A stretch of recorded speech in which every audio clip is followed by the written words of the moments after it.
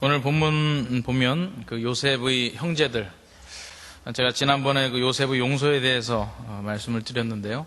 요셉의 용서, 간단하게 이루어진 것이 아니라 요셉이 그 형제들을 용서하기 위해서 자신들의 죄를 인정하고 깨닫고 또 그들이 고백할 수 있는 기회를 주고 그 끝까지 지켜보면서 오히려 용서받는 사람보다 용서하는 사람이 얼마나 많은 준비를 가지고 인내하면서 용서하는 사람이 더 큰 고통을 감수하면서 용서받는 사람들의 자존심을 세워주고 또 그 사람들이 진정으로 죄를 고백하고 용서받을 수 있도록 하는 이 어려운 과정들을 거치면서 대화해의 역사가 이루어졌습니다.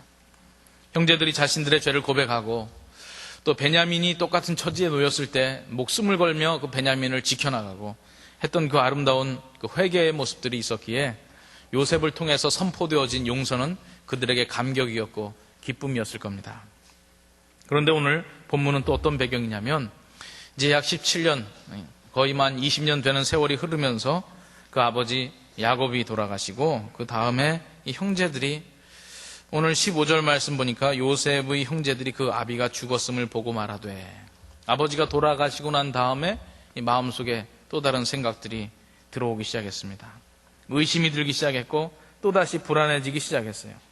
요셉이 혹시 우리를 미워하여 우리가 그에게 행한 모든 악을 다 갚지나 아니할까 하고 또다시 두려움이 생겨서 요셉에게 말을 전했습니다. 직접 가지도 못하고 다른 사람을 대신 보낸 거죠. 당신의 아버지가 돌아가시기 전에 명하여 이르시기를 너희는 이같이 요셉에게 이르라. 내 형들이 내게 악을 행하였을지라도 이제 바라건대 그 허물과 죄를 용서하셨다 하라 하셨나니. 누군가를 보내서 말을 하려니까 이렇게 좀 복잡해집니다. 당신의 아버지 하나님의 종들의 죄를 이제 용서하소서. 요셉이 그 말을 듣고 울었다 그랬습니다. 이 요셉의 눈물, 어떤 심정일까요? 우리가 그 심정을 생각하기 전에 우리는 요셉의 형제들의 모습을 한번 먼저 생각해 봐야 될 필요가 있습니다.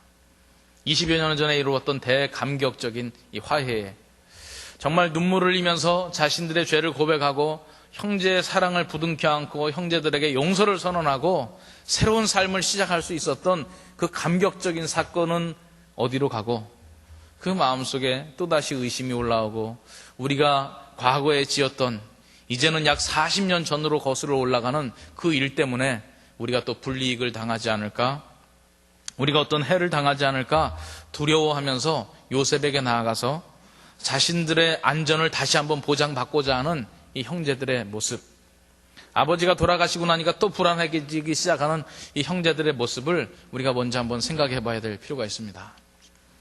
형제들의 마음속에 요셉을 향한 신뢰가 너무나도 없다. 어떻게 형제들이 그럴 수가 있는가?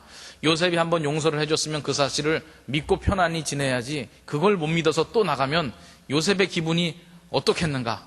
눈물 흘릴만 하다. 우린 그렇게 생각을 할 수 있겠는데 사실은 이러한 모습이 우리에게 있는 거죠. 우리가 신앙생활 시작할 때, 또 우리가 특별한 어떤 은혜의 체험을 할 때 하나님께서 나에게 찾아와 주시고 나를 대신해서 십자가에 달려 돌아가시며 십자가에서 흘리신 그 피가 바로 나를 위한 것이라고 하는 것을 체험하고 깨닫고 마음속에 느껴지며 하나님께서 나를 용서해 주셨다는 그 감격의 눈물 속에 기뻐 뛰며 찬양하고 하나님 앞에 헌신을 다짐하고 감격의 생활을 시작했건만 시간이 지나고 오랜 후에 그 사실이 또 나에게 의심이 되고 과연 하나님께서 나를 용서하셨을까? 나는 진정한 하나님의 백성이 되어서 살아가고 있는가? 천국의 선물은 확실히 나에게 주어지는 것일까? 또다시 의심하고 또다시 집회 참석해서 하나님 앞에 그 사실을 물어보고 또다시 회개의 눈물을 흘리는 반복적인 역사가 우리에게 일어나고 있다면 우리 역시 이 요셉의 형제들과 별반 다를 바가 없다는 것이죠. 과거에 우리가 눈물을 흘리며 무릎 꿇고 회개하고 정말 참 자유의 기쁨을 얻었던 그 과거의 역사가 있었음에도 불구하고 신앙생활하다가 그 사실이 또 의심이 되고 또 흔들리고 과연 하나님께서 나를 용서하신 거 맞는가 하는 이러한 불안 속에 또다시 흔들리는 우리의 모습이 있다고 한다면 요셉의 형제들의 한심스러운 모습이나 우리의 모습이나 별반 다를 바가 없다는 겁니다. 우리가 한번 예수 믿고 죄 사함의 확신을 가지고 영원토록 변함없이 그 감격 속에서 살았으면 좋겠는데 그렇지 못한 우리의 현실의 모습을 오늘 본문이 보여주고 있다는 거죠. 혹시 우리의 이 모습 때문에 하나님의 눈에서는 또 눈물 나는 거 아닌가? 우리의 모습을 돌아보면서 안타까워하시는 모습이 있지는 않을까?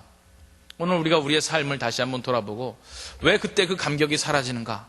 왜 나에게 주어졌던 그 죄 사함의 확신이 흐려지고 그것을 또다시 주님 앞에 나가서 확인을 받아야만 되는 이런 상황이 되는가? 한번 우리의 신앙생활과 연결시켜서 이 본문을 생각해 볼 필요가 있다는 것입니다.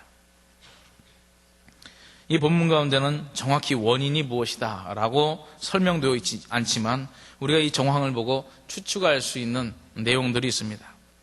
또 그리 어렵지도 않습니다. 왜 이 형제들은 그 용서함의 확신을 잊어버리고 또다시 요셉에게 나가서 아버지가 이런 유언을 남기셨습니다. 절대 너희의 형제들을 해하지 말라. 이런 말씀을 꼭 지키라고 부탁하셨습니다. 이런 말을 요셉에게 가서 하지 않을 수밖에 없었고 그 말을 하지 않으면 불안해서 잠 못 이루는 상태가 되었는가 한번 생각을 해보자는 거죠. 저는 이 원인 중에 하나를 교제의 부족에서 말미암았다 이렇게 생각을 합니다. 요셉과 그 형제들이 만난 감격적인 상봉이 있었습니다. 그로부터 야곱의 집안이 모두 다 이주를 하고 야곱이 얼마 동안 살았냐면 그 땅에 17년간 살았다 이렇게 기록이 되고 있습니다. 우리 창세기 47장 27절 말씀 한번 보십시다.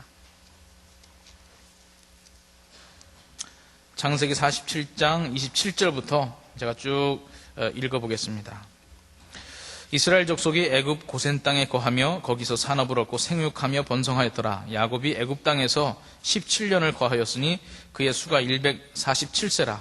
이스라엘의 죽을 기한이 가까우매 그가 그 아들 요셉을 불러 그에게 이르되 이제 내가 네게 은혜를 입었거든 청하노니 내 손을 내 환도뼈 아래 넣어서 나를 인애와 성심으로 대접하여 애굽에 장사하지 않기를 맹세하고 내가 조상들과 함께 눕거든 너는 나를 애굽에서 메어다가 선영에서 장사하라. 요셉이 가로되 내가 아버지의 말씀대로 행하리이다. 야곱이 또 가로되 내게 맹세하라. 맹세하니 이스라엘 침상머리에서 경배하니라. 2일 후에 혹이 요셉에게 고하기를 내 부친이 병들었다 하므로 그가 곧 두 아들 므낫세와 에브라임과 함께 이르니 혹이 야곱에게 고하되 내 아들 요셉이 내게 왔다 하매 이스라엘이 힘을 내어 침상에 앉아 요셉에게 이르되 이전 가나안 땅 루스에서 전능한 하나님이 내게 나타나 복을 허락하여 내게 이르시되 내가 너로 생육하게 하며 번성하게 하여 내게서 많은 백성이 나게 하고 내가 이 땅을 네 후손에게 주어 영원한 기업이 되게 하리라 하셨느니라. 지금 이 말씀에서 보면 야곱이 애굽 땅에서 17년을 거했고 147세라 그랬습니다. 그때 요셉을 불러다가 맹세하게 하고 곧 병세가 몸이 더 안 좋아져서 임종의 때가 가까웠음을 보고 또다시 요셉을 부르고요. 그 일 이후에 야곱이 죽고 난 다음에 그 형제들이 요셉을 찾아가서 이런 말을 하는 거죠. 저는 좀 미루어 짐작컨대 이 17년간의 기간 동안 요셉과 요셉의 형제들이 친밀한 교제를 나누고 있었나 이 사실을 한번 좀 의심해 보고 싶어요.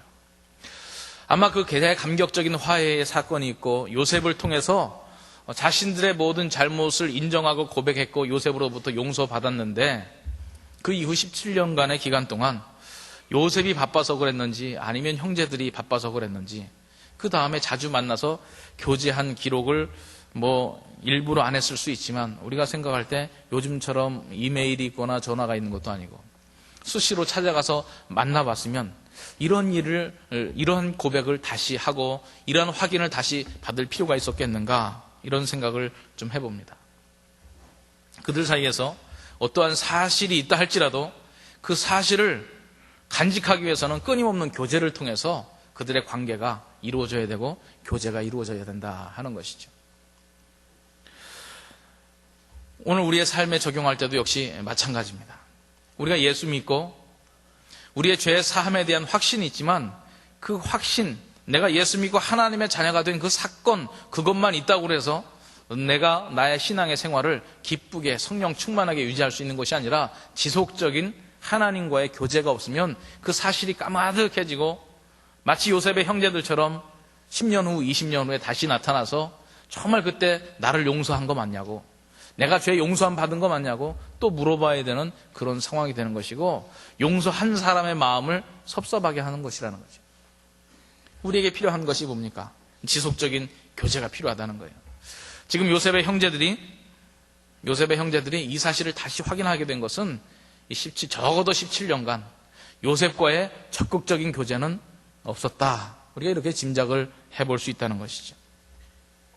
또 왜 그들은 요셉에게 나가서 그 사실을 확인하지 않으면 안 됐는가? 제가 생각하는 또 하나의 원인은, 사람들이 누군가를 생각할 때 꼭 자기 수준대로 생각합니다. 이 요셉의 형제들은 요셉으로부터 용서를 받았지만 정말 아무런 조건 없는 무조건적인 대가 없는, 뭔가 내가 대가를 지불하고서 용서를 받는 것이 아니라 정말 하나님 아버지로부터 오는 그 용서와 은혜, 그 죄 사함처럼 전적인 은혜의 선물인 용서를 받았는데, 자신들이 생활하다 보니까 아무래도 그것이 좀 현실성이 없어요. 왜 현실성이 없냐? 자기들이 그렇게 용서를 하지 못하거든요. 자기들이 살아갈 때 누군가를 아무런 대가 없이 사랑하고 잘못한 것을 용서해주고, 과연 이것이 가능하겠느냐? 이거는 뭔가 이유가 있다.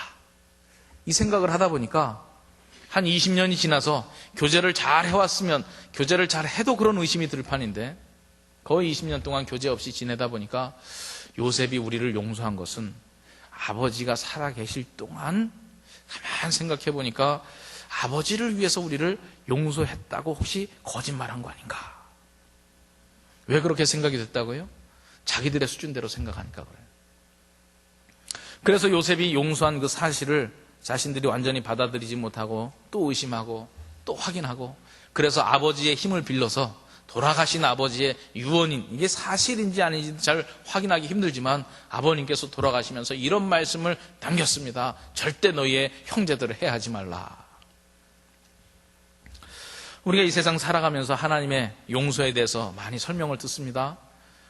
십자가에 달려 돌아가신 하나님의 사랑, 우리를 위하여 아무것도 바라지 않은 그 일방적인 그 사랑을 들어도 가슴에 한 번에 확 와서 닿지 않는 이유는, 우리가 그런 사랑을 해보지를 못했고, 아무리 노력해도 그런 사랑이 일어날 것 같지 않고, 정말 이 세상의 인류 역사 가운데 그런 대가 없는 무조건적인 희생적인 사랑이 과연 가능하겠냐? 이 생각이 자꾸 드니까, 과연 그럴까?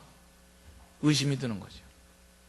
우리의 생활 가운데 그러한 일을 경험해봤으면, 아, 맞아, 이것도 그런 종류의 하나지 라고 이해를 하겠는데, 그런 일이 없다 보니까 우리에게 그것이 완전히 받아들여지고 믿음으로 자리 잡기가 힘들다는 것입니다.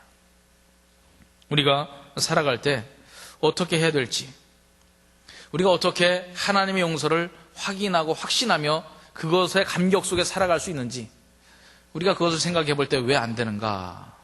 교제가 부족하고, 또 교제가 부족하기 이전에 그런 사랑을 이 세상에서 맛보지 못했고 내가 해보지 못했기 때문에 그런다는 거죠. 우리가 상대를 파악할 때도 아무리 그 사람이 좋은 말을 해줘도 내 수준대로 이해하게 되어 있어요. 그래서 우리가 이러한 일들이 있을 때 자꾸 확인하게 되고 의심하게 되는 그런 내용들이 그거죠. 이 세상에서의 사랑들을 보십시오. 가장 희생적인 사랑을 부모가 자식에 대한 사랑이라고 하는데, 그것도 꼭 그런 것만 같지는 않아요. 가끔가다 신문에서 나오는 거 보면 부모 자식의 사랑도 다 대가가 계산이 되어 있고, 정말 이것이 사랑인가 아니면 이해타산인가, 이걸 의심하게 만드는 사건이 많아요. 우리가 서양 사람들하고 비교해 볼 때도 그런 얘기 하죠. 서양 사람들은 정이 없다. 부모 자식 간에도 다 계산할 거 계산하고. 제가 OM에서 하는 러브 유럽이라고 하는 대회에 참석하고, 그 다음에 아웃리치를 하고, 그 지방에 있는 독일이나 유럽 쪽에 있는 크리스찬들 집에 같이 머물면서 나 깜짝 놀란 사실이 있어요. 그때가 1989년인데, 어느 형제 집에 머무는데 그 형제가 그러더라고요. 자기는 고등학교 다 졸업하고 했지만 아직 독립을 못하고 있다, 그러더라고요. 그래서 아니 고등학교 졸업해도 집에서, 부모님 집에서 지내는 거 당연한 거 아니야? 그랬더니 아니라는 거예요. 그래서 자기는 부모님에게 집세를 내고 있대요. 자기 방에 전화가 하나 있는데 이 전화는 자기 전화래. 자기가 돈 내는 전화라는 거예요. 도무지 우리 개념으로는 이해가 안 돼. 야, 이 사람들은 정임에 말랐구나. 참 부모 자식 간에 이런, 좀 주지, 좀 주고 받고 해야지. 우리는 헌신적인 사랑, 이러는데요. 근데 시간이 좀 지나면서 생각나는 게 있어요. 가만 보니까 우리나라 부모님들의 사랑은 이 부모 자식의 순수한 사랑 플러스 많은 경제적인 이해관계가 얽혀 있다는 걸 좀 생각하게 됐어요. 이거를 한국식 소셜 시큐리티라고 그래요. 이 유럽의 복지 국가들은 그 기능을 나라에서 하는 거예요. 그러니까 부모가 자녀에게 뭐 돈을 주거나 뭐 대학 등록금을 주거나 이런 거 하지 않고 부모님들은 나라에다가 그 돈을 다 냅니다. 다 돈을 내면 나라에서 그 돈 받아가지고 뭐를 하냐면 복지 시스템을 운영하는 거예요. 그래서 몸 아프면 병원 가면 돼. 부모님한테 나 병원 가게 돈 좀 주세요. 이런 거 안 해도 그냥 병원 가면 치료해줘요. 부모님한테 나 대학 공부하고 싶은데 밥 팔아서, 논 팔아서, 소 팔아서 공부시켜주세요. 이런 거 안 해도 그냥 학교 가면 다 보내줘요. 왜냐하면 부모님이 자녀에게 준 게 아니라 나라에다 줬거든요. 나라에서는 그걸 가지고 나라 전체를 운영하는 겁니다. 이걸 소셜 시큐리티라고 그랬어요. 뭐 직업을 잃으면 나라에다 낸 세금 가지고 직업 잃은 사람에게다 주고. 그러니까 부모에 대해서 경제적인 부담이 없어요. 전혀. 그러니까 뭐 본인이 장가가고 시집가고 그래도 부모님에게 이 연금을 갖다 드려야 될 이유가 없다고요. 그건 나라에서 주니까. 이게 보니까 서양이고, 그래서 내가 가만 다시 평가를 해보니까 아, 서양 사람들은 진짜 부모 자식 간에 정만 남아있구나. 그런데 우리는 그거 플러스 여러 가지가 있습니다. 그래서 여러분들에게 지금 부모님들이 많이 투자하셨는데 여러분들 반드시 이거 돌려줘야 돼요. 부모님께. 안 돌려주면 이제 부모님 섭섭합니다. 섭섭해요. 우리는 그래서 저는 생각하기를 이게 진짜 부모 자식 간의 희생적인 사랑이라고 하는 것이 이 세상에서 존재하는가? 글쎄 부모님들을 생각하기에 좀 섭섭할지 모르지만 존재 안 하는 것 같아요.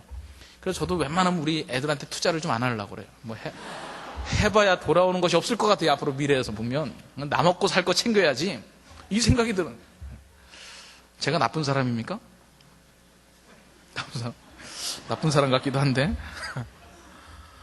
이러다 보니까 이 부모 자식 간의 정이라고 하는 것이 과연 있는가? 이런 생각이 드는 거예요. 근데 좀 순수한 정은 있죠. 우리 경제적인 끈을 다 풀어내고 나면 오히려 더 편안한 관계가 이루어질 것 같아요.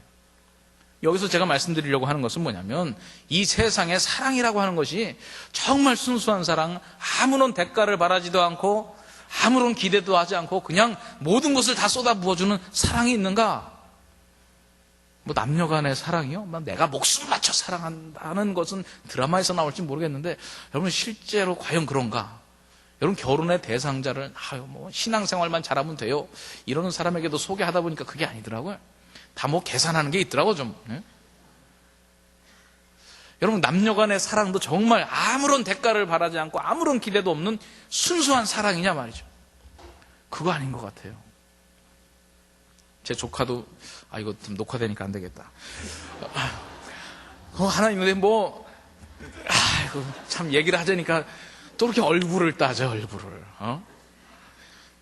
사람들마다 다 이게 기준이 있어요. 기준이.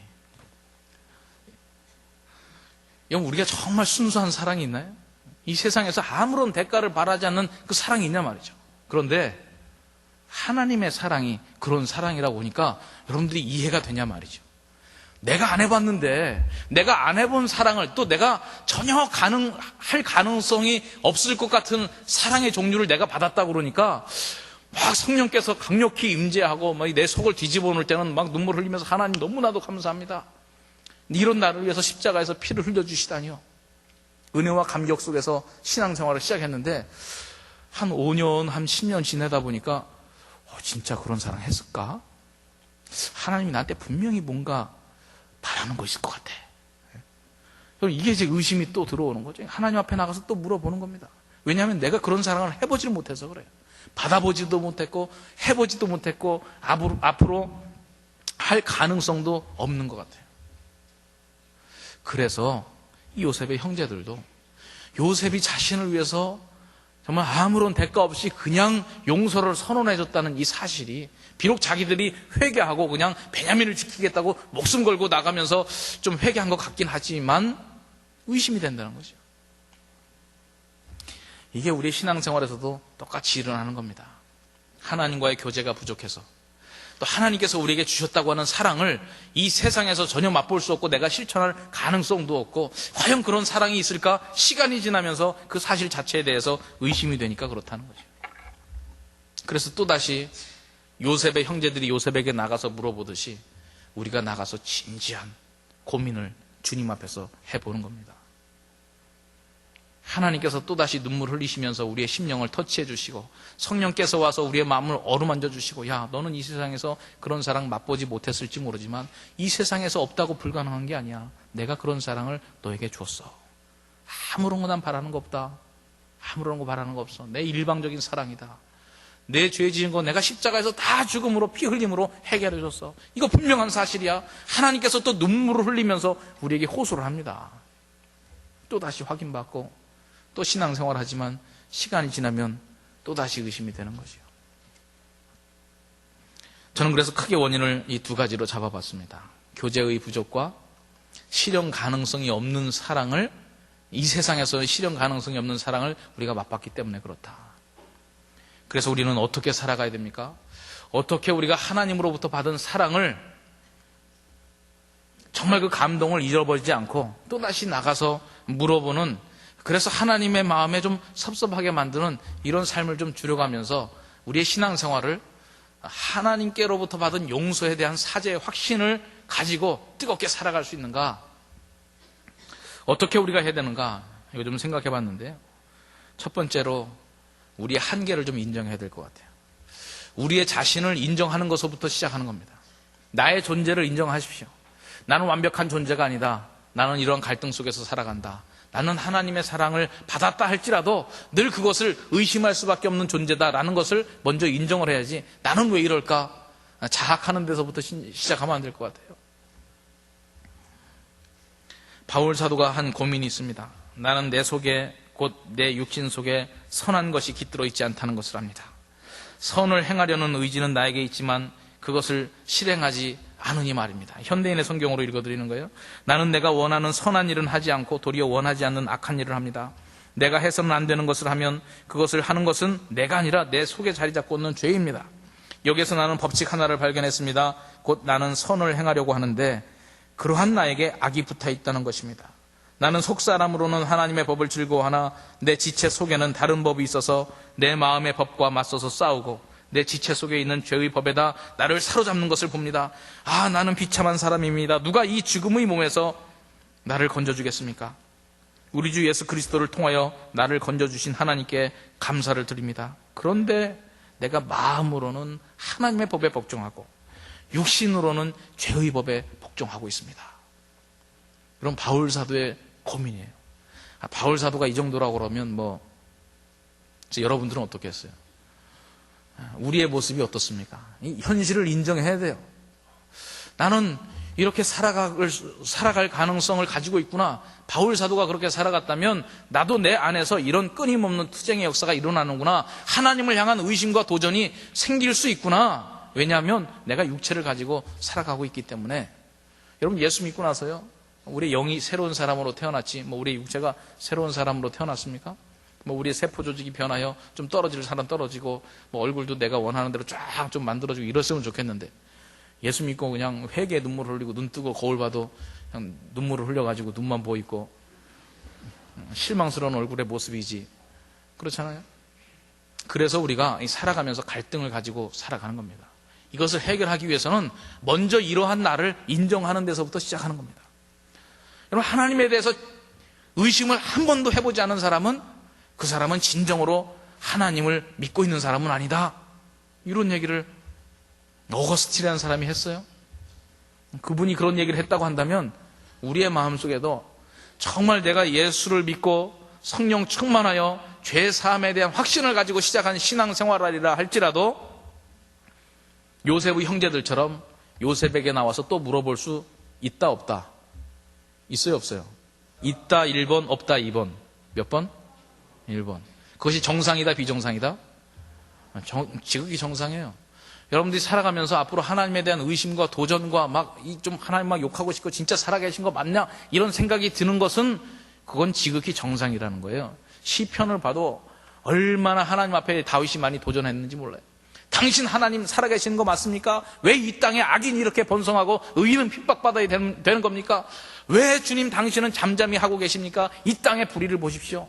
나 더 이상 못 견디겠습니다. 이런 기도가 얼마나 많은지 아세요? 우리의 현실을 인정하십시다. 우리의 현실을 인정해야 하나님 앞에 겸손히 나갈 수 있습니다. 저는요, 이 요셉의 형제들이 그래도 괜찮다 생각을 해요. 현실을 인정한 거예요. 자기들의 그 생각, 마음속에 들어오는 불안을 부끄러워하지 않고 고민하다가 그 현실을 인정했잖아요. 인정하고 그 다음에 어떻게 하느냐? 나아갔어요. 요셉에게 갔다는 거예요. 있는 모습 그대로 나아가는 겁니다. 여러분들의 모습을 감추려고 할 필요가 없어요. 하나님 앞에 솔직한 여러분들의 모습을 드러내 보십시오. 이게 중요합니다. 여러분, 이런 생각까지, 회의적인 생각, 신앙에 대한 근본적인 의심, 이거 드는 것까지는 좋은데 그거 꽁꽁 싸가지고 그냥 떠나버리자, 이거는 이제 안 되는 거죠.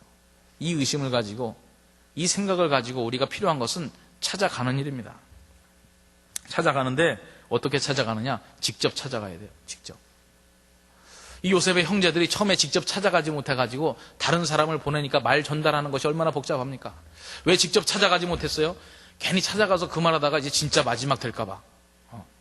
그래, 당신들이 그 의심한 사실 그대로 해줄까? 그러면서 자기들을 향하여 뭐 다시 감옥에 집어넣고 뭐 이러면 어떻게 하겠어요? 그러니까 진짠가 가짠가 의심해서 직접 가지도 못하고 물어봤잖아요.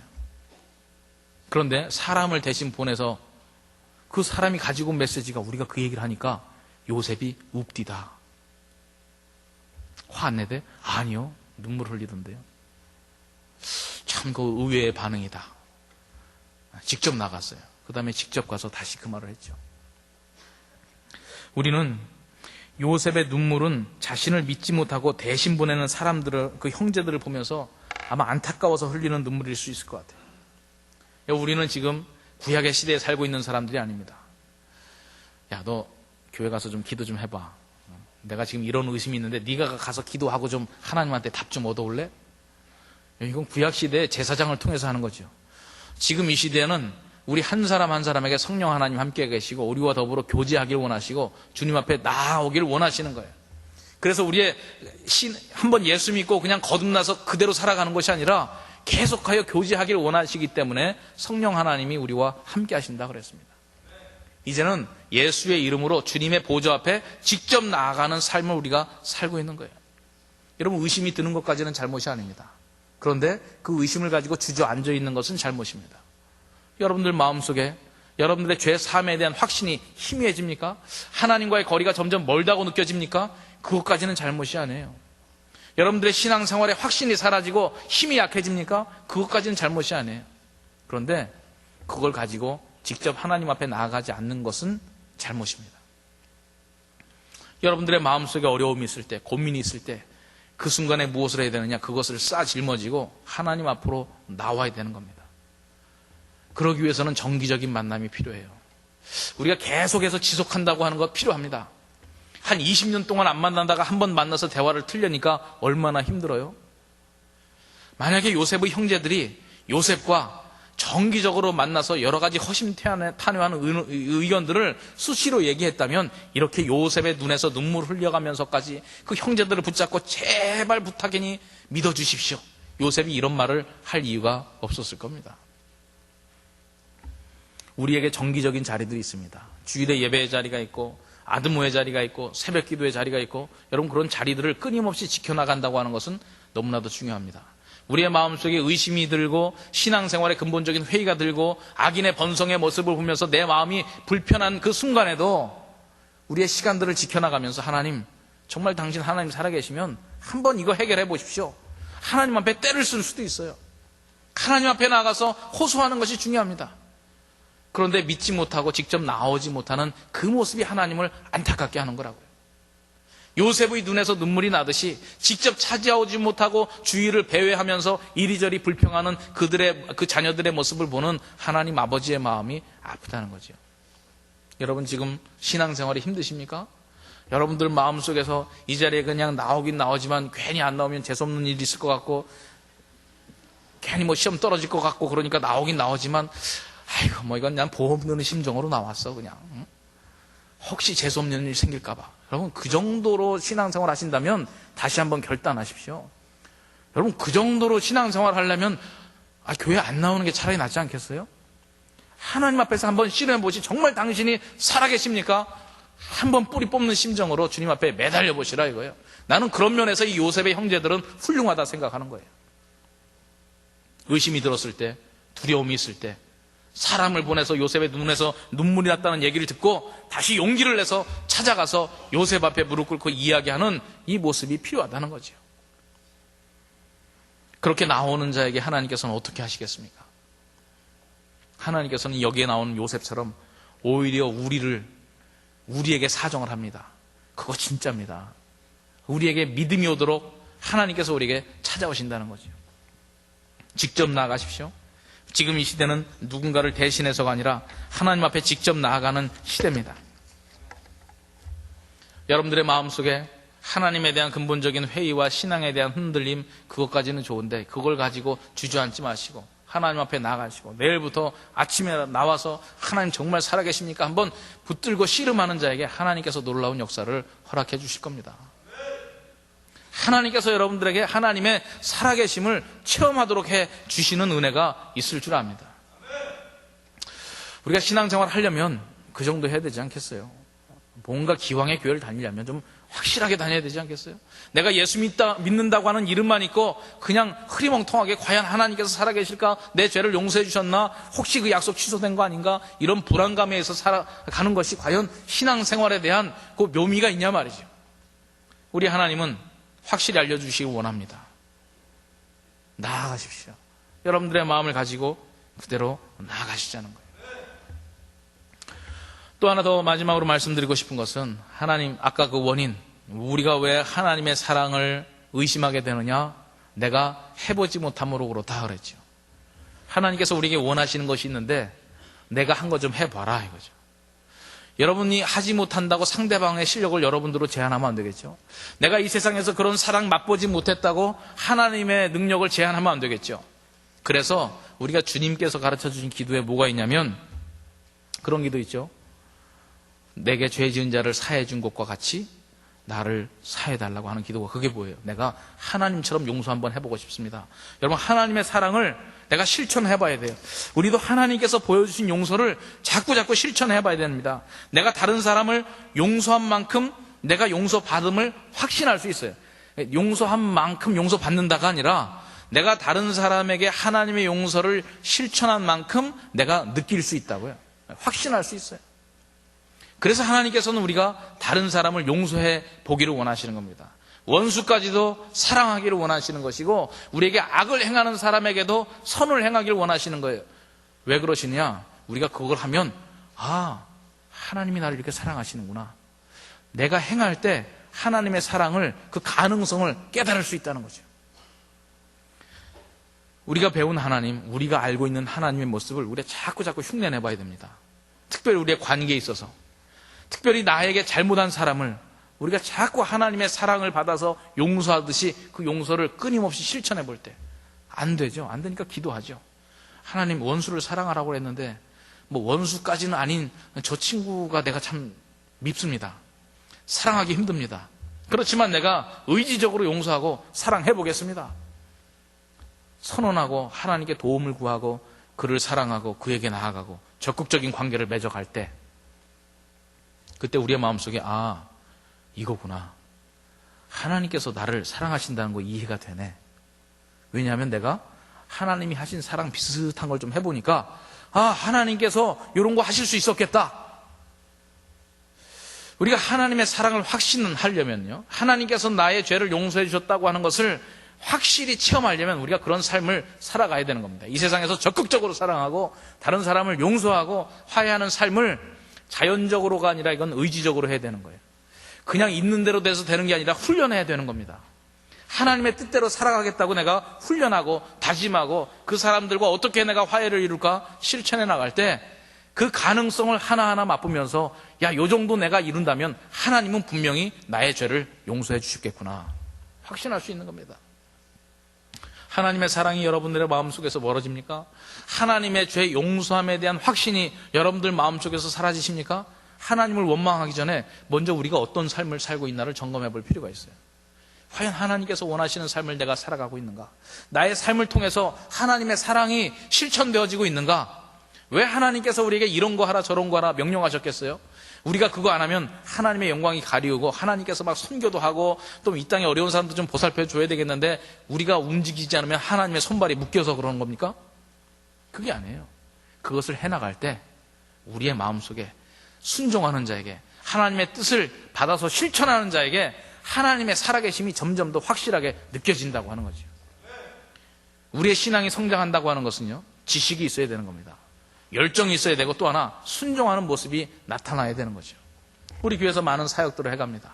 우리 청년 이분만 해도 나눔의 집, 섬김의 집, 안미성교, 천안리 성경학교 봉사, 여러 가지. 또 이거 빼놓은 거 있나?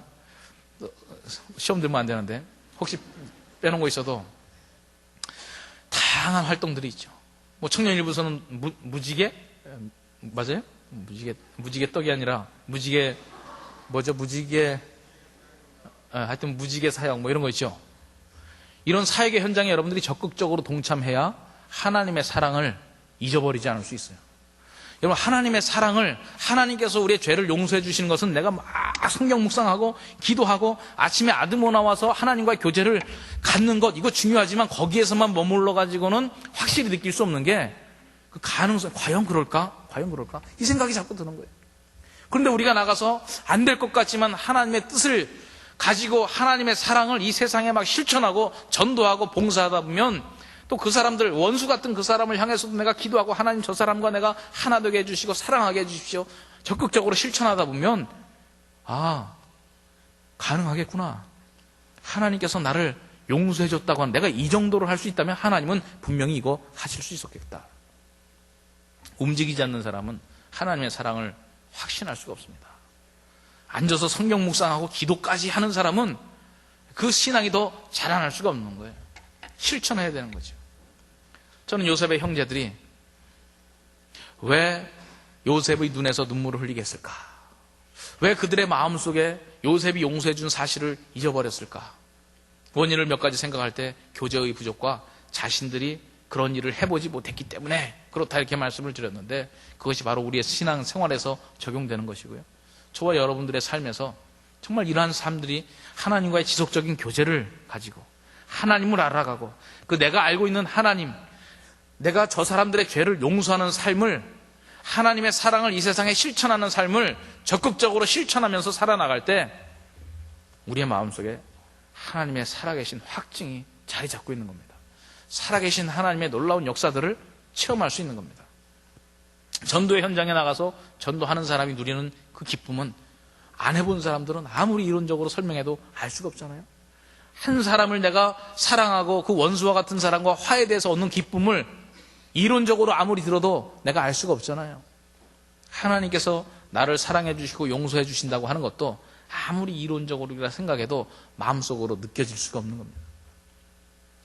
우리의 몸이 움직여서 이 세상을 향하여 나아가고 하나님께서 우리에게 행해 주신 것을 묵상하면서 그 하나님의 일을 나를 통하여 행해 나갈 때 하나님께서 우리에게 해주신 사랑을 확인할 수 있고 그 사랑을 실천할 수 있고 성령 충만한 삶을 살아가며 역동적인 크리스찬으로 살아갈 수 있습니다. 여러분, 주위에 있는 형제 자매들을 보며 저 친구들은 참 똑같이 교회를 다녀도 왜 이렇게 기쁠까? 참 저들의 자신 있는 모습이 부럽다. 여러분, 그런 부러움에서 그치지 말고 그 신앙의 생활이 여러분들의 삶이 되기 위해서 한번 여러분들이 움직여 보십시오.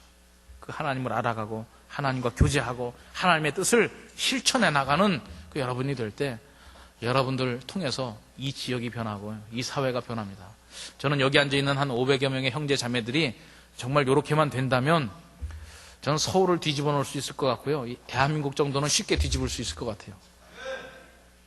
아멘 한 형제 정말 그렇죠? 아멘. 정말 저는 말이죠. 우리 여기 500여 명의 형제들이 저 형제만큼 아멘 하면 서울 장안이 뒤집어질 것 같습니다. 이제 조금은 될 것 같아요. 이제 서초구 정도는 될 것 같은데. 정말 그래요. 하나님 앞에 헌신된 한 사람의 역사가 얼마나 큰지 모릅니다. 근데 예배드리는 여러분들 한 분 한 분들의 삶에 이런 결단이 있고, 그래 내가 하나님의 사랑 체험하면서 역동적으로 살아가리라, 이러한 결단이 있다면 여러분들을 통해서 하나님께서 크고 놀라운 일들을 이루어 나가시는 거예요. 어떻게 그렇게 될 수 있어요? 내 마음속에 열정이 있는데 하나님께서 나를 용서해 주셨다고 하는 그 은혜의 감격이 잃어버려지지 않는데 내가 어찌 가만히 있을 수 있겠느냐는 거예요. 이게 계속 주고받고 하는 겁니다. 그렇게 나가면 하나님께서 더 우리에게 뜨겁게 함께 해주시고 또 그런 마음속에 열정이 있으면 또 그렇게 뜨겁게 나가는 거죠. 여러분, 이 세상은 치열한 영적인 전쟁터입니다. 그냥 예배 한번 드리고 적당히 이렇게 살아갈 수 있는 삶의 현장이 아니라 말이죠. 이 문 밖을 나서면 얼마나 치열한 영적인 전쟁이 벌어지고 있는지 모릅니다. 예배 한번 참석하고 그냥 한번 조용히 말씀 묵상하고서 그 영적인 전쟁에서 승리할 수 있다고 하는 것이 그게 참 기적이에요. 그게 그렇게 해서는 승리할 수가 없습니다. 우리가 하나님의 말씀 묵상하고 하나님을 알아가고 우리가 안 그 하나님을 열심히 하나님의 심정으로 실천해 나갈 때 저와 여러분을 통하여 이 세상에 놀라운 역사가 일어나고 이 세상에 진정한 변화의 역사가 일어나고 이 땅 위에 하나님의 나라가 세워지고 여러분들의 삶 속에 이것이 진정한 평안이구나, 이것이 진정한 행복이구나, 이것이 진정한 하나님 나라의 가치구나, 이것을 깨달아 할 수 있게 된다는 것이죠. 오늘 우리의 삶을 통해서 우리에게 일어나는 신앙의 근본적인 회의나 의심, 이것 자체가 문제가 아니라 이것을 가지고 어떻게 나아가느냐, 하나님 앞에 나아가서 문제를 해결하는 저와 여러분들이 되길 바랍니다.